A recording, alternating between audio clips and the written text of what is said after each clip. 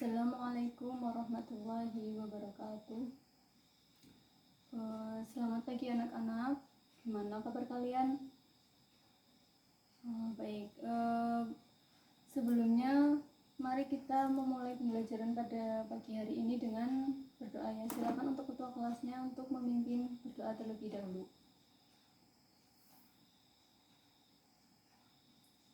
Ya, kita sudah berdoa semoga pembelajaran pada pagi hari ini berjalan dengan lancar dan juga berkah untuk kita semua. Baik, Ibu akan mengabsen. Kira-kira siapa sekarang yang nggak berangkat ya? Berangkat semua ya? Ya, alhamdulillah. Berarti kita masih diberi kesehatan karena kita dapat berkumpul dan juga dapat belajar bersama pada hari ini. Sebelumnya Ibu kan sudah menjelaskan tentang iman kepada Allah. Nah, untuk selanjutnya pada hari ini, pada pertemuan yang sekarang, Ibu akan membahas tentang hukum Islam tentang pernikahan. Nah, kalian kan sudah mulai beranjak dewasa, jadi lebih baik sebaiknya kalian mencermati dan benar-benar mendengarkan apa yang Ibu jelaskan dan yang disampaikan. Nanti ketika ada hal yang kurang jelas, maka kalian bisa ditanyakan ya pada Ibu. Nah, apakah sebelumnya kalian sudah pernah belajar atau semalam sebelum pertemuan hari ini kalian udah belajar atau udah sedikit membaca? Ada yang udah, ada yang belum ya. Nah, baik, sekarang kita belajar bersama-sama ya. Nah, yang pertama itu munakahat. Nah, munakahat ini berarti pernikahan. Kata dasar dari pernikahan ini adalah nikah. Dalam istilah syariat, nikah itu berarti melakukan suatu akad atau perjanjian untuk mengikatkan diri seseorang lelaki atau seorang perempuan serta menghalalkan hubungan antara keduanya. Jadi antara laki-laki dan perempuan melakukan sebuah akad. Jadi biasanya akad itu disampaikan oleh laki-laki dan juga kemudian nanti ada walinya. Nah, pernikahan ini adalah bertujuan untuk memiliki keluarga yang sakinah mawaddah warahmah yang diridhoi oleh Allah Subhanahu wa taala. Nikah termasuk perbuatan yang telah dicontohkan oleh Rasulullah SAW dan ini termasuk sunnah Rasul. Dan kemudian hukum nikah ini ada 4, namun juga ada beberapa pendapat dari ulama. Jadi di Indonesia ini kan ada 4 mazhab. Jadi tergantung kita mau mengikuti mazhab yang mana. Nah, hukum nikah ini pada dasarnya adalah mubah, artinya boleh dilakukan atau boleh tidak. Namun sebaiknya dilakukan karena ini merupakan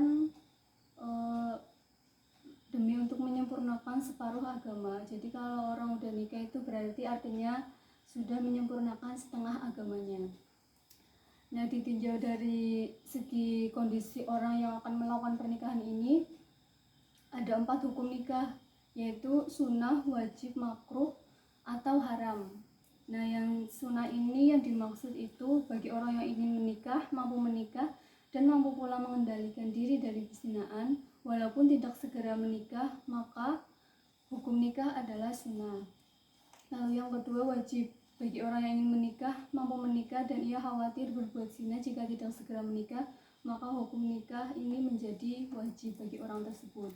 Lalu yang selanjutnya menjadi makruh jika orang yang ingin menikah tetapi belum mampu memberikan nafkah terhadap anak dan istri, maka hukum nikah adalah makruh. Lalu hukum nikah akan menjadi haram jika salah satu antara laki-laki atau perempuan berniat untuk menyakiti hatinya, maka hukum nikah ini akan menjadi haram. Ada beberapa tujuan pernikahan di dalam Islam, yaitu yang pertama untuk memenuhi kebutuhan seksual atau birahi secara sah dan yang diridhoi Allah. Lalu yang kedua untuk memperoleh keturunan yang sah dalam masyarakat. Lalu yang selanjutnya untuk mewujudkan keluarga yang bahagia di dunia dan di akhirat. Lalu ada beberapa rukun nikah. yang sudah ditentukan oleh ajaran agama dan juga harus dipenuhi. Karena jika salah satu tidak dipenuhi maka pernikahannya nanti tidak sah. Yang pertama yaitu ada calon suami, calon istri, dan ada wali nikah. Wali nikah ini dapat dibagi menjadi dua, yaitu yang pertama wali nasab dan wali hakim. Wali nasab ini yang pertama adalah ayah kandungnya, lalu yang kedua jika tidak ada ayah kandung maka bisa digantikan oleh kakek dari bapak kandungnya, lalu saudara kandung, saudara seayah, anak laki-laki saudara kandung, lalu anak laki-laki saudara seayah, paman, dan yang terakhir anaknya paman. Jadi ketika ada wali, ketika jadi harus diurutkan ya dari yang pertama sampai yang terakhir. Jika yang pertama itu tidak ada bisa digantikan ke yang kedua. Yang kedua yaitu berarti kakek dari bapak kandung. Jika kakek dari bapak kandung tidak ada bisa digantikan oleh saudara kandung. Jadi urutannya memang dari yang paling utama itu ayah kandung, lalu yang terakhir paman, anaknya paman. Lalu yang kedua itu bisa digantikan wali hakim. Nah, wali hakim ini jika sama sekali tidak ada yang bisa untuk menjadi wali pernikahan tersebut. Jadi yang terakhir adalah pilihannya yaitu wali hakim. Itu diperbolehkan jika tidak ada keluarga yang bersedia atau ketika mereka lagi jauh, misal lagi melakukan akad di mana lalu di sana tidak ada keluarganya sama sekali, maka bisa digantikan dengan wali hakim. Lalu syarat yang harus dipenuhi oleh wali nikah.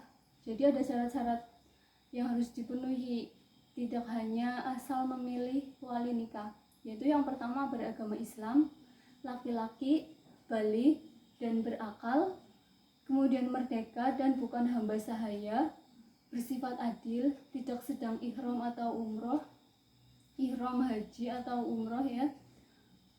Lalu di sini juga ada 2 orang saksi. Nah, ada akad nikah yakni ucapan ijab kabul. Ijab adalah ucapan wali dari pihak mempelai wanita sebagai penyerahan kepada mempelai laki-laki. Kabul ini artinya ucapan mempelai laki-laki sebagai tanda penerimaan. Nah, kemudian selesai akad diadakan walimah, yakni pesta pernikahan.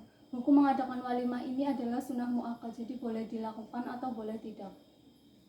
Menghadiri walimah yang diundang hukumnya itu wajib kalau kecuali ada uzur atau halangan seperti sakit. Jadi ketika kalian diundang pernikahan kalian wajib datang kecuali kalian ada uzur atau halangan. Nah, sampai di sini ada yang bisa ditanyakan? Ada yang belum jelas? Ya. Baik, karena sebentar lagi istirahat, ibu akan memberikan tugas saja ya. Ibu akan memberikan tugas, silahkan kerjakan LKS pada halaman 46. Nanti dikerjakan lalu kemudian besok akan ibu nilai ya, dikumpulkan besok. Nah, sebelumnya ibu juga akan menyimpulkan dari materi pada hari ini, yaitu yang pertama hukum nikah itu kan sunnah, jadi boleh dilakukan atau boleh tidak. Hukumnya itu mubah ya, artinya boleh dikerjakan dan boleh ditinggalkan. Tapi sebaiknya itu dilakukan karena itu merupakan salah satu sunnah Rasul yang alangkah baiknya dikerjakan. Lalu tadi udah ada tujuan pernikahan, lalu ada rukun nikah, dan kemudian juga rukun nikah ini tidak boleh ada yang terlewatkan. Nah, baik, ibu akan mengakhiri pembelajaran pada hari ini. Selanjutnya kalian boleh mempelajari tentang syarat nikah ya untuk pertemuan selanjutnya. Nah, baik, semoga kita dapat ilmu yang bermanfaat dan juga yang berkah dan bisa diterapkan pada kehidupan sehari-hari nanti ketika kita sudah menikah, ketika kalian sudah menikah ya. Baik, pertemuan kali ini ibu cukupkan, kurang lebihnya mohon maaf. Wassalamualaikum warahmatullahi wabarakatuh.